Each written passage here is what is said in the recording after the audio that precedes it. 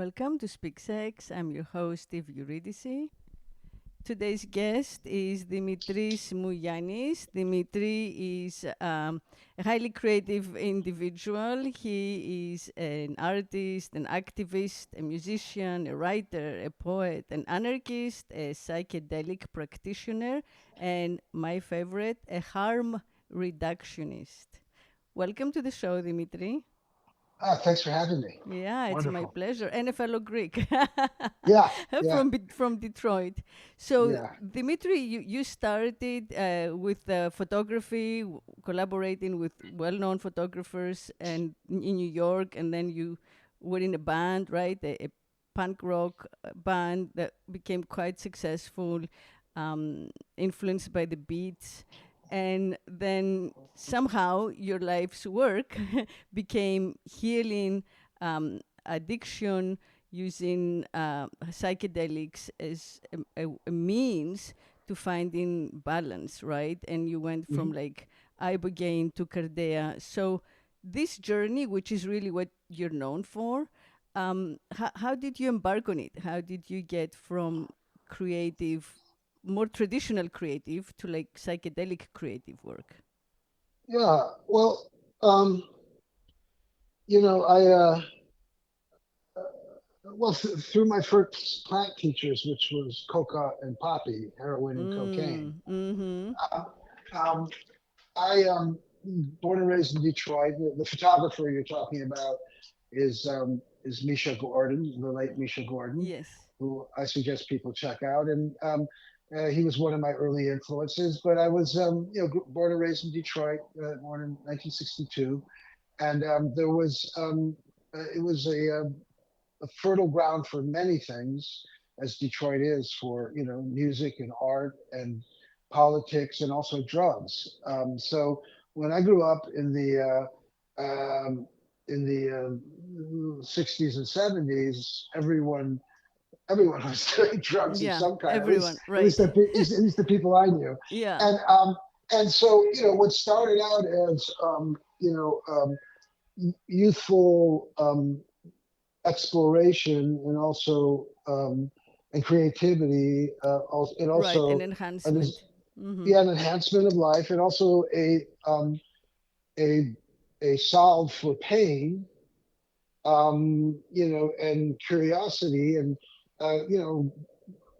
over the course of 20 plus years, 20 with opiates and cocaine. There's a skinaki in the background there. Uh-huh. Yeah. Okay. 20 plus years of heroin and cocaine, eventually, you know, overtook my life. In many ways, my drug use, which started very young, was a way to explore and enhance, as you say. And what happened eventually is this Faustian bargain that you make with Mm, something that gives you so much, and heroin can give you so much, that by the mm, time it was over with, I my life became very small. So mm. I went from being a creative person and moved to New York. I met my heroes and hung out with my heroes. I lived with Herbert Huncke and just got high with Gregory Corso and several other musicians. Lived in the Hotel Chelsea. Was Mm-hmm. playing on a regular basis. But and at first the heroin was very helpful for that. But then eventually I became the ultimate consumer, and Yeah. So I at first it expanded you and made you so big, and mhm. then by becoming dependent, it kind of shrunk you, right? Yeah, And made you yeah, so small that all you could think of was the drug, right? yeah. The drug and the release from suffering, Mm. which at first it gave me, but then just amplified. Mm. And I was mixing cocaine and heroin, injecting it. So there was a great deal of psychosis involved in the injection of cocaine. And the other thing was that to say that I was a young person in Lower Manhattan in the 80s and 90s, when there was a whole uptick in heroin use, but there was also, the HIV/AIDS Mm-hmm. epidemic that hit that area, pretty profoundly in targeted that area in one of the highest rates of death and infection in the world. Yeah. And so my friends who were either drug users or were men who had sex with men or women, queer people and women, and Mm-hmm. were dying at a very high rate. Yeah, And I was so there at the time. I remember it. It yeah, was yeah, just yeah. it was a dystopia. It was very difficult psychically. So I can imagine why the drug was more important than ever. Yeah, it was. And then, more and more people were dying in my life and Mm-hmm. continue to die. Mm-hmm. And so, yeah, I went from this sort of big, expansive, creative life to returning home to Detroit and living in my parents' basement, consuming over $200 of heroin a day, Wow. heroin and cocaine, and, parking cars for a living and, turning 40. And I had the desire, a profound desire, a hunger to go to my ancestral homeland, which was Greece, Mm-hmm. particularly the island of Icaria, which Mm-hmm. my father's side, that's where they're from, and I haven't been able to go because of my habit. So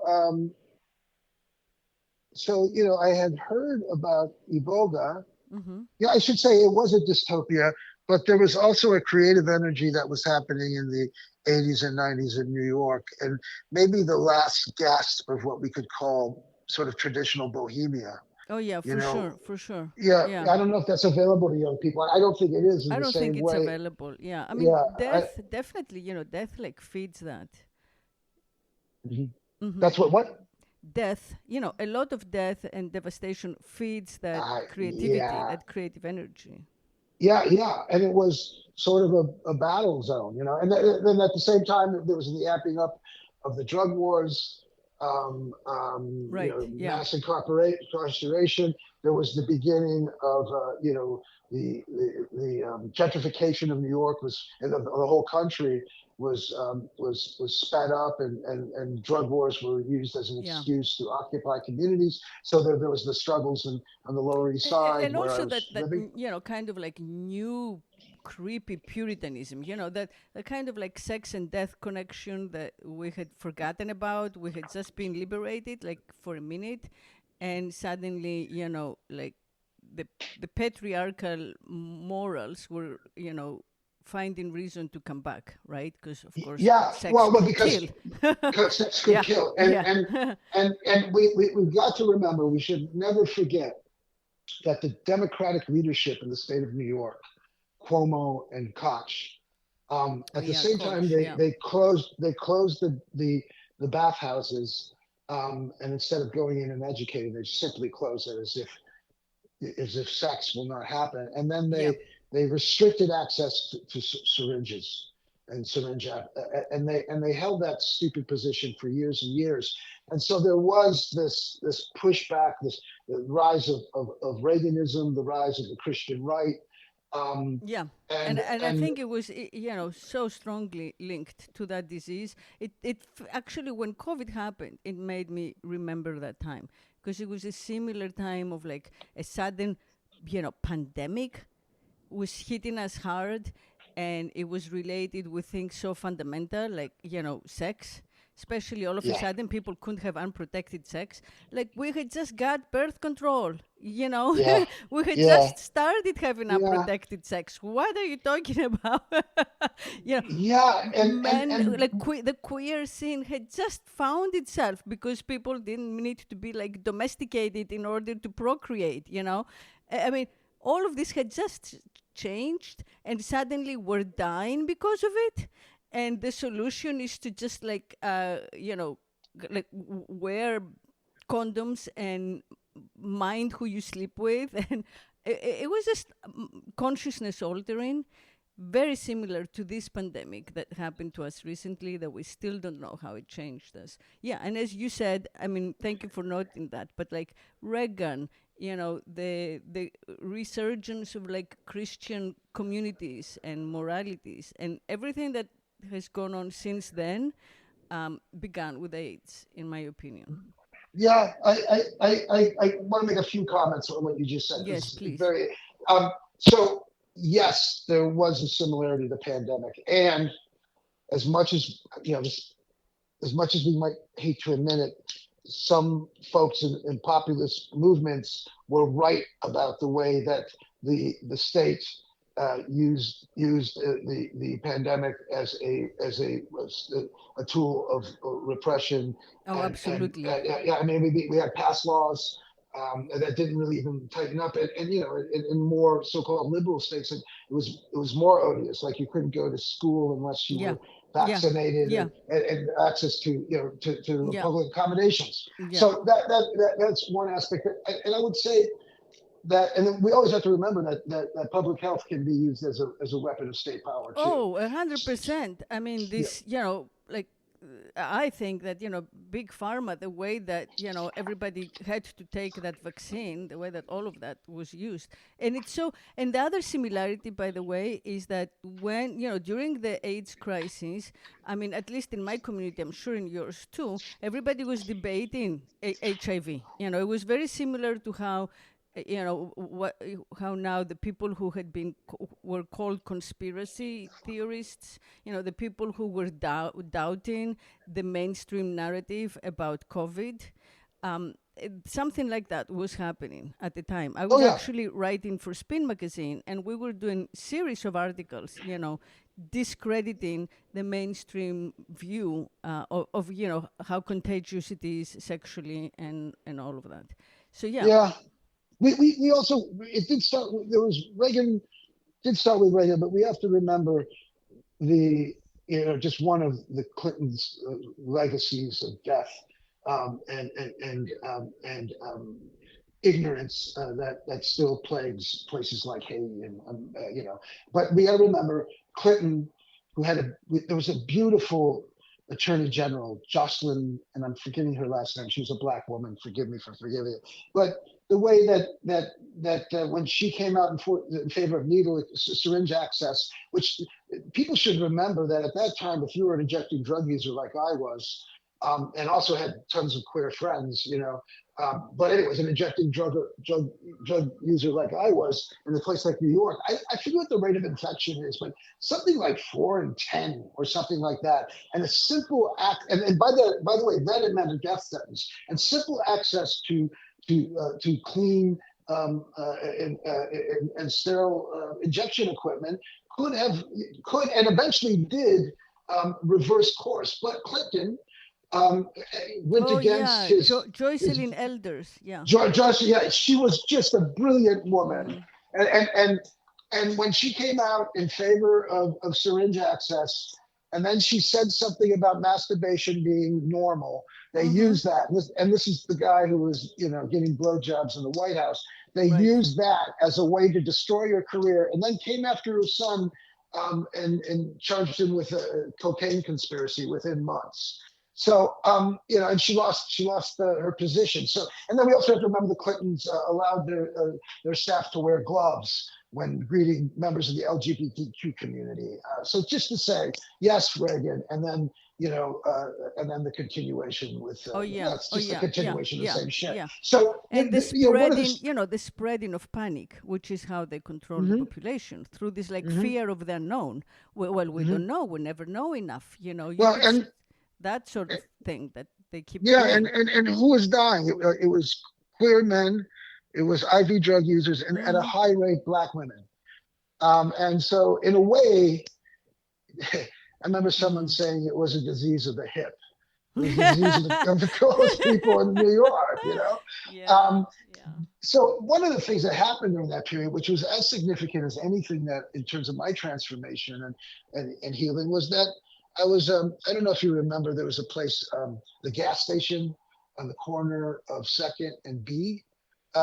Anyways, yeah, I was basically the house band there Hmm. for years, and it was this sculpture park of an old gas. Anyways, in front of that place, right next to Save the Robots, they used to sell hypodermic syringes on the corner. That's where you would go and get them, and often I would get them, and they would be sealed, and I'd Hmm. open it up and I'd push it, and a little water would come out, which means they resealed it in the middle of that pandemic. They might have cleaned it with bleach, or something like that. But it was a big risk. And so I was taking a risk because I was at that point where I couldn't stop and I couldn't stop injecting.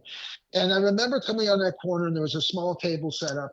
And I knew of ACT UP, the silence equals death. And for the younger people, the people who don't know, they should look up ACT UP. Their Yeah, slogan, act up. silence Yeah. equals death. Yeah, and they were there and they had bags and information. And there were all these gay guys, basically. And I was looking for the regular syringe guys. And I came to the table and they handed me a bag full of syringes and some information. And then I asked them how much did I owe them, and they said, "We just want you to be safe." And Yeah. these men were many of them were arrested for doing that. They were risking jail time because it was against the law to give people that. And that act of kindness and radical service, and just acknowledging me as a human being at a time Mm-hmm. where Mm-hmm. where like I was a pariah, it still moves me, and I tell that story often, and it still moves me. And so that's when I got involved in the harm reduction movement. Soon after Lower East Side harm Uh, reduction needle exchange was open. Mhm. Act Up was like the Larry Kramer made that famous, right? Yeah, Wasn't he one Larry of the Kramer. Yeah, yeah, yeah, and then founders? and Yeah. yeah, and then there was the whole drug user part of it that came up from Mm-hmm. that. And so, soon after there was a storefront opened, and that was the first place I went in to get my access to syringes. And there was a conversation about legalization and decriminalization and drug users' rights and the things that I was thinking about, but had never heard anyone in any sort of at least organized fashion articulate. So that was, I guess, probably 91. Wow. And I credit, well, there's a miracle that I'm HIV negative, and a real miracle that I'm hepatitis C negative. But from then on, I credit that with the harm reduction movement and the brave and good work that, not only like queer men, but active drug users started and propelled that movement, which is similar to the Iboga movement, because it was drug users that really moved it. And it sort of came up around in terms of in sort of tandem. That's I found out about IBA through the harm reduction scene on the Lower East Side, which was a very politicized space. It wasn't just art that was happening in New York; it was very political. Mm-hmm. Uh, and yeah, it was So kind of a when did you great place. start on it? In Detroit, you started the Started with Ibogaine. drugs. No, I the began. No, yeah. no, no. Well, what happened was I, 1991, I had a conversation on Lower East Side with my friend Adam Nodelman, who had just gotten back from a couple months before from an Ibogaine session in Holland, and he was telling me about this strange thing. And he had found out about it through the work of Yippee Dana Beal, and it was Howard and Norma Lutzoff who were sort of the mother and father of the Ibogaine movement in the United States. And he was telling me about this thing, and his girlfriend at the time, or his wife at the time, Herta, was there, and my wife was there. And by the way, Adam and my wife both ended up succumbing to the addiction. But they talked about this thing, this African root plant that had, at least temporarily, and I think that's really significant to say that they were injecting again, and Adam eventually died from the heroin overdose. But that they were telling me about this thing that could, after a deep psychedelic experience, a deep and arduous one. It's one of the longest psychedelics. That they were, as they said, returned to a pre-addictive state. I don't know how true that is, but they said that they came through a detox, and with the difficulty of Iboga, but with some sort of renewed purpose, even though they were Mm-hmm. injecting, and Mm-hmm. and they were advocates for it. And that's the first time I heard about it. Subsequently, it was sort of urban legend in the Lower East Side and harm reduction spaces and spaces of the people who did drugs. And, you'd hear about someone going off to Holland or Panama or something and doing it. But it always seemed like this exotic, unapproachable thing. And actually, frankly, I wasn't really interested at the time. I was, I was still I wasn't ready for it, or it didn't appeal to me. And the other thing about a junkie, a problematic opiate user, is the last thing they want to do is experience, it's that kind of opening. I don't know if you know the artist Rennie Ricard. Do you know Rennie Mm-hmm. Ricard? Yeah. Yeah, he said he's a pretty funny guy. He said when he was told about Iboga, he said he would like the doors of his perception tightly closed. That's good. So that's kind of where I was at, and it Yeah. wasn't until a decade later that I was, in back in Detroit Mm-hmm. in the basement of my parents' house. Like I said to you yesterday, we have an incredibly beautiful codependent culture. There's nothing that we could do to get me thrown out of that house or out of my parents' house. And Nothing. Yeah. yeah, absolutely, absolutely nothing. And so I was, my common law wife, Barbara, had died pregnant. I had all this death around me from overdose murder, actually. Several of my friends were killed, and HIV/AIDS. And my life had become very small. I wasn't writing anymore. I wasn't involved politically. My idea was just the drug. And I was sort of coming to the end, and I wanted to go to Greece. And then my first thought in the morning was suicide. My last thought in the evening was suicide. And so slowly I began to, you know, pursue the idea, and then the idea became a reality. My family, who didn't have a lot of money at the time, got the money together, and I went off to Holland, um, to um, to to Detox. yeah, detox. I went to Amsterdam, which at the time, Amsterdam was sort of the mecca for, at least in our minds, for drug users. So I Mm-hmm. went just outside of Amsterdam, and it took a while, but I got there, and with the idea of going to Amsterdam and then immediately going to Greece, and then I would just come back after a month and finish the job, so to speak. Mm-hmm. But God had other plans. Mm-hmm. Iboga had other plans. Maybe Bleaky had other plans. Yeah, yeah, yeah, yeah. Yeah. So yeah, that's what brought me to Holland, and I could. And I went with my brother, who came with me because he's like, we're not giving you a couple $1,000 and send you to Holland. I didn't have a passport. I didn't have anything, right?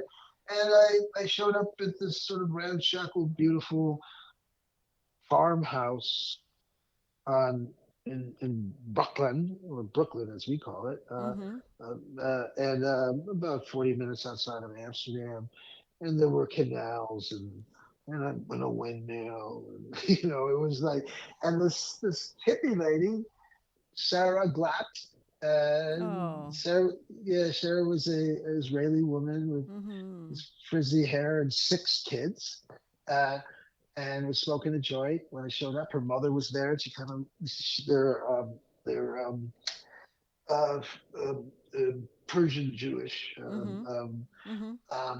and so she kind of looked like us. Mm-hmm. Mm-hmm. You know what I mean? Mm-hmm. And so I felt at home with the yaya there, and um, and we. I had got drunk on the plane, so I was a little bit of drunk, and I was in the beginning of withdrawals, which I later learned was where you had to be. So I was there. I knew that I was going to get sick, and I was going to try this thing, and I did, and it was 3 days of um, difficult, difficult because Iboga is difficult because the journey is difficult, and difficult because I was detoxing. But I have to say, in my case, I didn't experience it as withdrawal. It might have looked like withdrawal from the outside, the vomiting and that type of things, but I wasn't Mm-hmm. craving. And they had to keep giving me more to sort of push the withdrawal out. But I saw all kinds of things in past, present, and future. And I will say that I had no desire to use, and I haven't had it since. And I want to stop right here and say, after administering Iboga Ibogaine to over 500 drug users, that is the one of the least likely outcomes is never to use again. I think that's maybe a 10 to 20% Right. And there's a reason why I fell into that 10 or 20%. Like, I think is what happened afterwards. But just really quickly, it was just this profound experience where sort of saw my ancestors in the Peloponnese on my mother's side, and saw my teachers in the future, and saw that I would be doing things like I'm doing right now. Saw specifically, this is really weird and specific, and I would say, as the kids say, random. I saw that I would be on This American Life, for instance. I knew that I would be an Iboga provider. I saw my teacher in Gabon. I didn't know who he was at the time. And then, I went through this profound experience where the dead came to me from the past. Was in my grandmother's kitchen. I saw my common law wife. I saw my buddy Paul, who was the first to OD.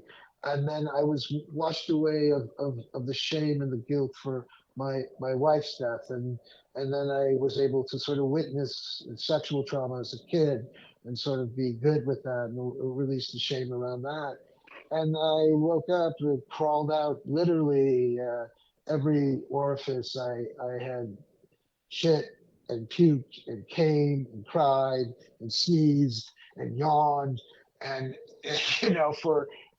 for 3 days, crawled out while everyone was sleeping. I was well taken care of. The kids would come in and check on me. I was in a little girls, like a preteen girls room, with pictures of pop stars and soccer players on the wall. And I was in this room for those 3 days. I lost count of the sunrises and sundowns. And, at night, the room would be filled with the sounds of the frogs from the canals. And I had visions of frog orgies and like So, like, I insane. think that, yeah, you definitely had like a psychic, a psychic death and resurrection. Kind of you go through the Yeah, underworld and you come back. yeah, Yeah. yeah, yeah. And the voice from my ancestor, matriarch, just Mm-hmm. saying, "Dead so long, the earth's gone through you," Mm. and that became a mantra for me. And it's changed. The meaning of it has changed. Ja- Um, but mm-hmm. but and then the next day I woke up. The next day, 3 4 days, 3.5 days, I guess it was sunrise, and everyone was asleep, and I crawled out of there and somehow made it and washed myself in the tub. And then I dressed I was really wobbly. I was kicking methadone, cocaine, and heroin. And I walked outside and I went for a walk in the rising dew, in the dew and the rising sun. And I fell in the field because I was used to walking on flat surfaces and Mm-hmm. the tall grass. And I laid in that dew and my pockets empty and there was money on the ground. And I was just laying there for a while. And then I gathered myself and went back in and just wept for hours and was just repeating praise God over and over again. And yeah, and it took months of rehabilitation. Then I went to Greece, and and I went to my grandmother's village, and I could tell that story, but I think that was as equally um, important to my early recovery as the Iboga itself. I was able to go and see where I'm from and Mm-hmm. see who I am. Mm-hmm. And so I stayed in the village before the Americans come, the Greek Americans or people from Athens or Germany. It was just the old people, in before when in the late fall. I mean late spring. Just the old people were there, Mm-hmm. I bathed and just slowly recovered. Yeah, Mm-hmm. Yeah, no, yeah, I but think that Greece has a lot of healing power, especially the oh, islands. Because oh, of this continuity, like you feel like you step back a couple of thousand years, nothing really has changed, and yeah, so there is a lot of safety and stability in that land. In that kind of continuity, like nothing gets to that place. Um, yeah. yeah. And the Cariotes, the people of that island, are particularly known for that. They're also known for being a little weird and laid back, even more laid back than some of the other islands. I mean, Mm-hmm. it's and yeah, I was able, yeah, exactly that. There was this continuity. I could see people that looked like me. They had fingernails like me. They Mm-hmm. they had the Mm-hmm. same type of jokes. They shared my politics, which was Yes, awesome. A lot of them, exactly. Yes, you yes, know. yes. Yeah. And they would say, "Let's go bother Katina today instead of let's go visit. Let's go bother her." Mm-hmm. Little things like Mm-hmm. that. Yeah. And there was a moment, and I'm going to screw it up because my Greek's so bad. But I was walking in the village, and this woman was walking towards me, and she had the gait of my grandmother, who had long since passed. I used to call my grandmother John Wayne, by the way. She'd walk like sort of one foot to the other, and she was walking by, and you know that Greek stare, or they're with sort of unconscious, with no self conscious, just staring at you, Yeah, yeah, right? of course. Yeah, Especially the old everybody ladies, they stares. just yeah, Super. just Yeah, staring at you. yeah. Like, and she's walking towards me, and I say, Yasa, Kalimera, and she says, Pianus ise. And I thought she was asking me who I was. Now, do I have that right? When she was asking me whose I was, right? Piano. Piano is Yeah, it? Pianu, Piano. Yeah. Pianu ise, Yeah, yeah, yeah, yeah. Pianu ise. Yeah. Oh, Yeah, yeah. That and is I, the question. I get that everywhere. I don't know. yeah, Like, who do you yeah, belong to? exactly. And I didn't understand the question. It took me a minute. And then I explained who my grandfather was and who my grandmother was. And I Yeah. could see her making the calculation in her head. And Yeah. she told me my grandmother baptized her. And Oh. once she had fixed me as actually belonging to her in some way, Mm-hmm. she just went on her way. And that question, whose am I, Mm-hmm. was sort of the theme of that entire trip. Mm-hmm. And the ancestral connection with Iboga and Guiti, I didn't even know it at the time, but there was somehow an ancestral healing was happening. So yeah, Mm. and the whole Nice. time I was thinking about coming back and giving other people the Iboga. Yes. Yeah, So yeah. then, and then you ended up in Gabon. Is that what you told me? Where you got initiated? Eventually, Eventually. Okay. yeah, eventually, what happened is I went back. We met in Detroit. My mentor at the time, Richie Oglovnik, said, "You want to work with Iboga? Everyone does afterwards. Why don't you take a couple of pick a year and get stable?" And what I wanted to do was just provide it for people who couldn't leave the country. And eventually, I went to New York and back to New York after a year of sort of stabilizing myself. And we started to like really sort of in the open give out Iboga, even though it was a felony. And in the process of, and so we were doing it in hotel rooms and in people's homes, and we were doing it for very little money. It was kind of crazy. And I detoxed people with Iboga and like I said, in a very public way. I ended up on This American Life, like I said I would, like I saw I would, but Yeah. I ended up, you know, becoming this practitioner and being very public about it. And there was a point, the filmmaker Michel Negroponte, also Greek American, started to, he had just finished a film called Macedonia about methadone, and someone told him about Iboga, and he found me, and he was filming, and there was a moment of someone almost died, and we thought maybe we should go to the source of it. So that got me to Gabon, um, and maybe 18 years ago. And I Oh, was okay. initiated in three different levels of Wiki over the course of six trips to Gabon.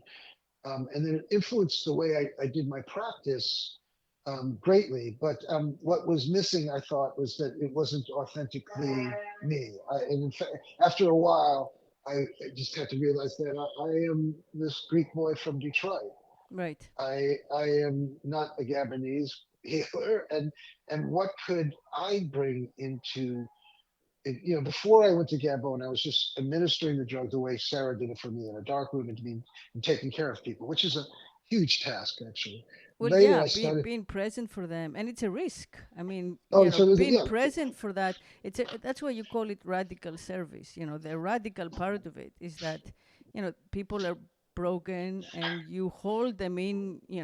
Like you have power. It's not yours, but in that moment, oh no, there is a right? great deal of power. Yeah, you That's have a something I lot don't of think that. power. Yeah. Yeah, yeah, and and what I started to see was that, well, first of all, in the ceremonial aspect of it, I was like, it just hit me, like, because I was a musician and I had after hours clubs with my brother, and when I first got back to Detroit, after Iboga, I was doing house nights and stuff like that. But what I saw was that they were creating space in which, and the space involved sound, and the space involved repetitive sound, and the sound was the same sound that saved my life in rock and roll and jazz and in hip hop and in house and all that stuff. The music I loved was there, and they had created these communities that this has been going on for 700 years in Gabon or longer, where at least the Bantu experience 700 years, where there was this sacrament, much like ayahuasca or peyote, which was the central sacrament, and then the pharmacopoeia of the surrounding forest, as you know, that they use in the healing, and a deep knowledge of that, and then an understanding of the ancestral entities and the ancestral spells, as they would call them. We would call them inheritances or whatever, and then also the performing arts as healing art, Mm. and that was what was holding everyone. It's almost like Bali. Everyone's an artist in Gabon, and Mm-hmm. so I went home like I can just hear New struck by York that. City behind you. Yeah, Canal Street. I can hear yeah, Canal Street here at it. Cardea. Yeah. We do live sound here, and I always just say, look, we're going to have New York in the room with us, Yeah, which is yeah. part of our ceremony. So, Uh-huh. I came back and I started to replicate what I learned in Gabon, and I did that for a while, and I went back and forth. And by the way, I'm an initiator in Bwiti, but I am by no means an initiator of anyone. Even a very good student of Bwiti. I'm really grateful for Bwiti. But what I realized was that this was not mine, and that I do have my own heritage, and then I have the collective heritage of being an American. And the incredible art from these two continents, which actually comes from that continent, right? Mm-hmm. The Americas, and then mixed with immigrants from all Right, over, yeah. and so what I realized is that I like the idea of ceremony. I like beginnings, middles, and ends. I know that from being an organizer and creating community space, like I've done in Harlem and other places. I like the idea of space more interested in space than I am the drugs, and that started to I started to move my practice. And then around the same, and then after, and then eventually I got arrested by the DEA, which took my magic powder away, and I started to create space at the Needle Exchange, called at that time called the Syringe Access, I should say, and Harm Reduction Center called New York Harm Reduction Educators, which eventually became On Point, and I Ah, okay, started on to, point, yeah. yeah. Anyway, I'm going really quick here, just but or maybe slow. I mean, Well, I'm interested. I wanted to touch on something. I don't know if we've passed it or not in your story. No, I think you're a great storyteller. But we were talking about yesterday about the medical gaze, and you extended it to the shamanic gaze. So I don't know if we've. I'm yeah, I'm interested in happy. that. I'm Because happy. we were just talking about ceremony, and we agree that like the medical gaze mentioned by Foucault, that we're very familiar with right now through big pharma, is damaging. But you mentioned this shamanic gaze is also potentially damaging in the sense of it being very rigid and ceremonial and authoritative, and like you have to get through the shaman and only the shaman to get better. So it also turns the human into like a patient, or a Mhm. thing, right? So yeah, just want you to touch on that. And I don't know if that was part of this experience or if it came. It was eventually it was when I was, I have a healthy well, what Chomsky talked about when people, basically anarchism 101 is that no authority is self-justifying. Yeah, So you have to justify your yeah, authority, and yeah. the higher the authority, the higher the standard of justification should be. And so it's pretty high when it comes to something like psychedelics or medicine in general. So just as you said, just like an allopathic approach, something is Mm. wrong with you, and we're going to fix it this way. And here's the prescriptive ways of doing it. There is a justification for that hierarchy if we're talking about a broken bone, and they can prove sort of inconclusively that conclusively that is in fact the right way to go. But when we're talking about matters of the spirit, of Mm-hmm. psyche, of Mm-hmm. psychiatry, they have Mm-hmm. not been able to do that. The opposite is true. And then the medical Right. gaze will turn someone into a patient, right? Yes. And just so the same thing with the shaman or the Ayurvedic healer or the Chinese medicine healer. They're going to look at you as the thing. And even though they're incorporating all kinds of maybe a more holistic approach, the funnel, the channel through which the healing would come would be the shaman, and would be the structure, right? Right. Right. So And the human becomes more and more compartmentalized and fractured, like let me and, do this part of the yes, body and then that part of the body. or Right. becomes a thing Right. Or to become be exactly. fixed. Yeah. Yeah. I think to be So fixed. Yeah. yeah, and so, but we also, in the midst of our culture, and we have this incredible this need born of pain of modernity to invent ourselves. Mm-hmm. And that calls for this beautiful thing called improvisation Mm-hmm. and freedom Yeah. within the arts. Yeah. So I say that we're, at Cardea, for instance, I say we're medically supported, but we're not medicalized. We're appreciative of the knowledge of the traditional holders of psychedelic medicines, but we're not shamans. We are in the middle. So we don't come from Johns Hopkins and we don't come from the forest. We come from the dance floor. We come from the gallery. We come from the Mm. theater. We come Mm-hmm. from the book. We come from the podium, right? We Mm. come from, so our sort of cultural ancestors are, O'Keeffe or Whitman or Mm. Holiday or Parker or Sun Ra. These are the masters of plasticity in the way we move. They talk about Mm-hmm. neuroplasticity, which I don't know Mm-hmm. anything about. But what I know that when I'm in a space, and I dig the container of ceremony. Some of my friends don't like the word ceremony. If they don't want to use it, we just call it a session. But there's a beginning, a middle, and end, which I saw in Gabon executed, by the way, brilliantly and with such skill and mastery as healers and artists. Um, and so that arc, which I understood as a performer, and then creating a container that is secure and safe and honoring the person, which I think is most of what's happening there, more than anything else, is this absolute commitment to the honoring, what I call radical hospitality, the honoring of Mm. this person, right? And Yes. and Yes. Yes. and and and hold it in a non-formulaic space and in a non-formulaic way where we use sound, which a lot of people are. Most ceremonies use sound or music, right? The Yes. idea of sound, but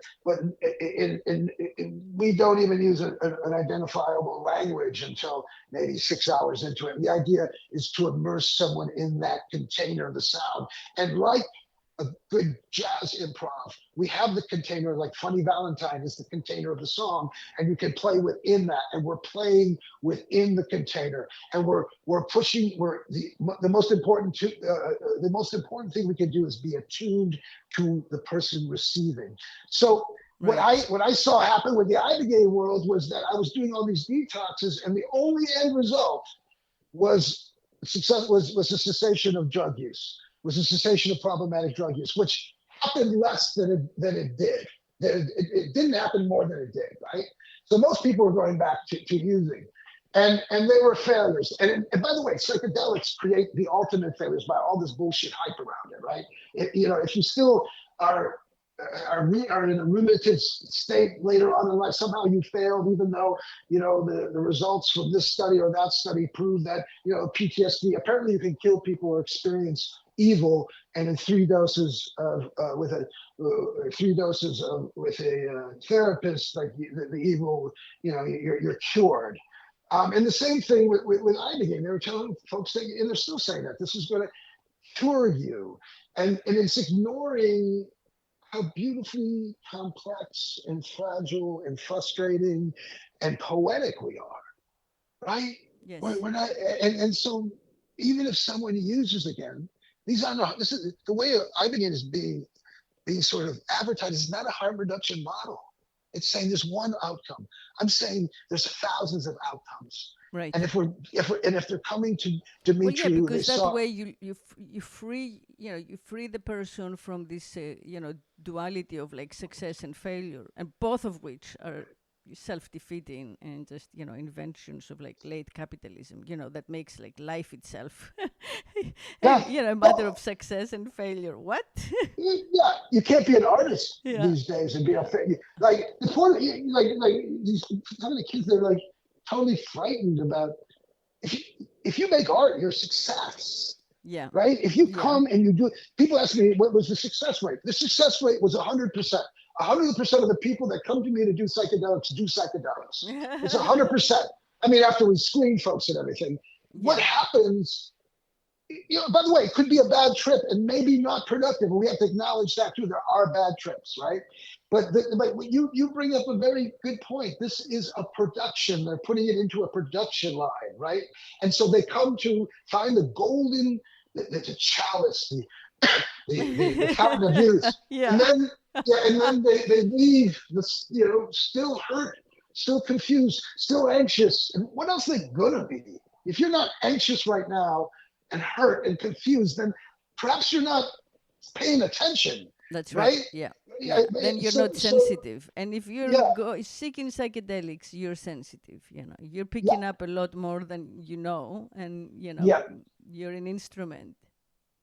Well, but then they leave and they may return to the behavior, and then they must be extra broken because the MAP studies and the NYU studies, and I saw Dimitri talking about his success, and I saw this one in the New York Times, and that I must be broken. And the reality is that you are not broken, and we're not trying to fix you. We were Exactly. trying maybe have a relationship with your substances, a relationship with your rumination, a relationship with your anxiety, and maybe something can change, or maybe Change. not. Yeah, exactly. Yeah, I mean, yeah, and maybe not. And look, I'll just say this: one of the things I love about psychedelics, particularly Iboga, is that how inefficient it is. It takes so many people to do it. It lasts a long time. We don't know the outcome, but in that time, we can spend time with people and honor them and love them in a way that late stage capitalism does not allow.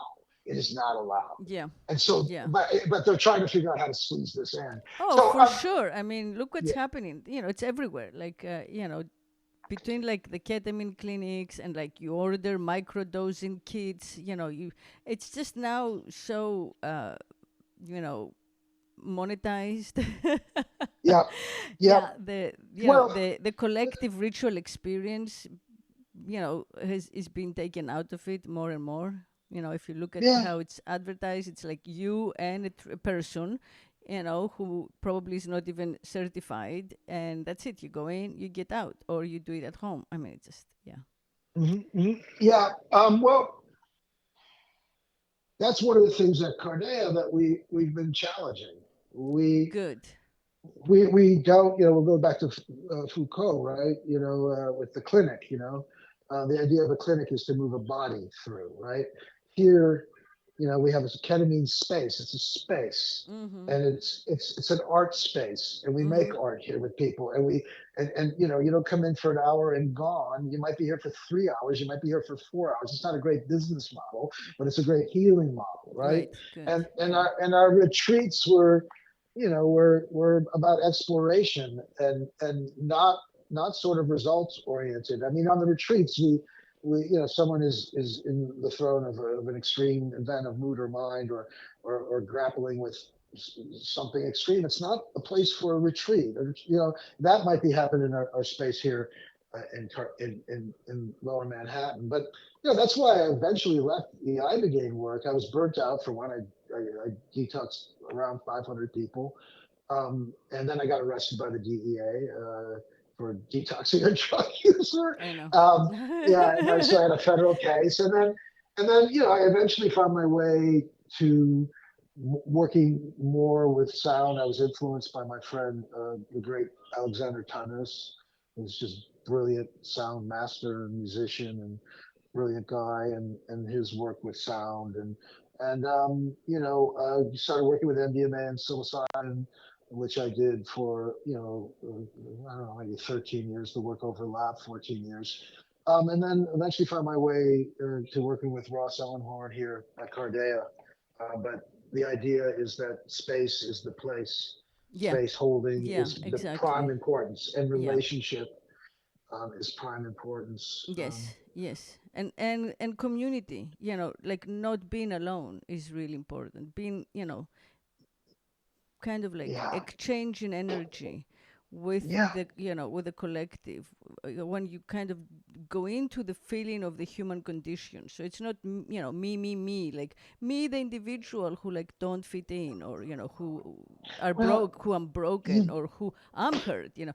By becoming kind of like one of many, I think, is also very very healing. Like I remember doing transformational breathing, all different types of transformational breathing, but the point is it's so much more empowering. Like you go so much more out of body. When it's a big group of people, it's if you have like 50 people doing it at once, it's wild. And if you have like 3 people, or of course if you're doing it alone with a private, person tutor, it's nothing. It's so you pay much more money to do it alone, because in our sad, lonely culture nowadays, we like value that.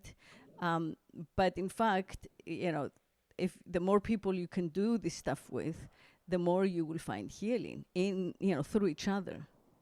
Yeah, yeah. We offer the retreats are groups, and then we offer individual, but we also offer groups here, and it's with, by the way, it's with live sound often, where we're playing for someone's ketamine experience, Oh, that's nice. with like really amazing. Juan McLean is our musical sound director, and we play. Um, yeah, I just did someone. We just did a session just a little while ago Oh, for I a young can't wait man. to come and see it. You got to come and experience it. I mean, I'll Mm-hmm. give you a diagnosis, but we'll run it through the doctor. Okay. But I think what Yeah. you're talking about, I mean, there is the oneness, and that there's also a danger in that, as we know, of losing, sort of an authoritarian space. But to be able to be with others is also incredibly important. And I think you bring up, this you touched what you just said, just touched on, I think, a really important point around sort of the atomization of pain, and the conversation around trauma, which I think is an important conversation and an important recognition. But the way it's become a totality, it reminds me of sort of a nationalism, um, Mm. that that at my core is a historic pain, Hmm. brought about by an event, Yeah. or events, and then the boundaries I need are these huge boundaries, and any violation of those boundaries is a violation of that core pain, which is identity, Mm-hmm. and then the identification with the trauma, and then the identification with the diagnoses. I see some young people who put ADHD in their profiles. Like that's who they are. This sort of random DSM nonsense. But like that trauma becomes this animizing, sort of individualizing element, and empowering at first, I think. But then just like the identification for the person in the 12-step program, which I've, I've I owe a lot to 12-step programs, but for me, the continual going back to addict became the same thing. The sort of that's not me. That's this thing, and that's a description. And so, what is missing in that conversation is what you pointed to, which is what used to be called alienation, Right. uh, and being alienated from one's species essence, in Right. the place of work, Right. in the way we communicate, and so it's giving the greater container sort of a pass, and the idea that we can simply inject sort of psychedelics into that alienating system and somehow change it is a ridiculous idea, Yeah. and actually Yeah. sort of dangerous. And I think it is, sort of taking out it is answering a tendency that may occur, which within psychedelic spaces of liberation, but the tendency is feared, and therefore it is suppressed either consciously or unconsciously. But the result is a medicalization, a commodification, and a militarization in order to gain legitimacy, and to gain market, and to gain trust. But ultimately, it becomes just another tool of social control, I and think this is so what too. worries Yeah. me. Yeah. I mean, I think that too. Everything in the end becomes or can become a tool of social control, as we experience right now. I mean, these past 4 years with the current administration are like, all the proof we need that our best intentions and our best ideas can be used, to control us.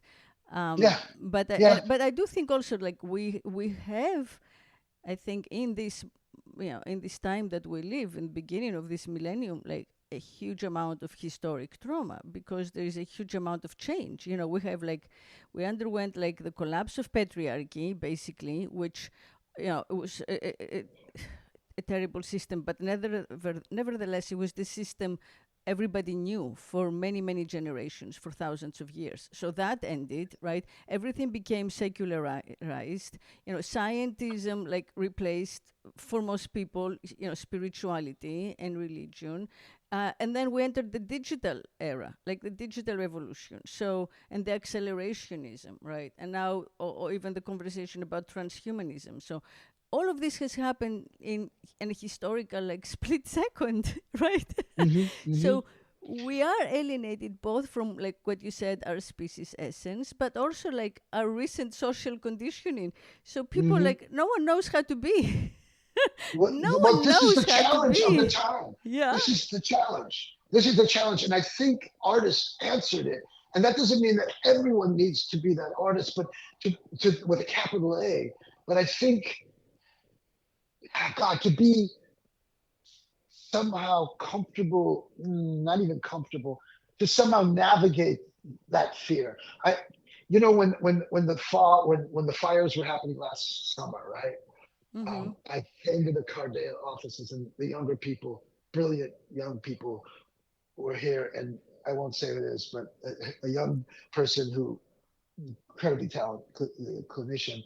He came in, and as the guy with the gray beard, I walked in, and he's like, "I'm really glad you're here." I mean, the sky was red. I was coughing, thick with smoke. And he said, and he was looking for me as, I think, as the elder for some comfort. And he said, like, this is like what, Dimitri, like, I'm really scared. And I was just like, fuck yeah, I'm fucking terrified. This is terrifying. The sky Mm-hmm. is on fire. But what do we do with that? What do we do when the sky is on fire?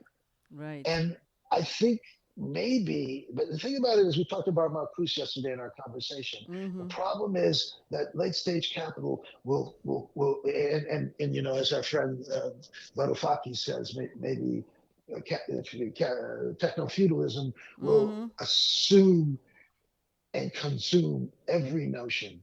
So what we have to do is use that improvisational spark that has Right. kept us Yeah. alive for the last 200 years, Oh and yeah. as this modernity is, and and and and and and go from there. I think that we can requeer psychedelics, Oh, capital A, absolutely. small a. I Yeah. think we can requeer art and as a social disruption, and not as some sort of just some shock show for the ultra rich and miseducated, but as a way for organizing, and understanding what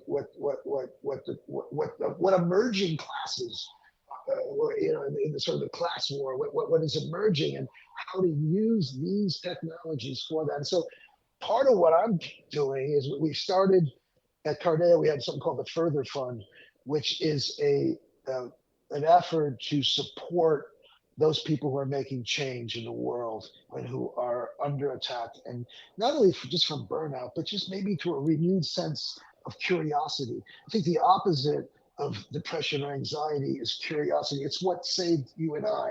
And we've had one phone Mm-hmm. call, but I know it saved you Yeah. because you True. woke up every True. morning or every other morning, or you maybe you were in bed for 3 weeks, Mm-hmm. unable to move, but some curiosity of creativity sparked you to create. And if we Yeah. could support folks like that, so what we started doing was, we're calling Heal the Healers.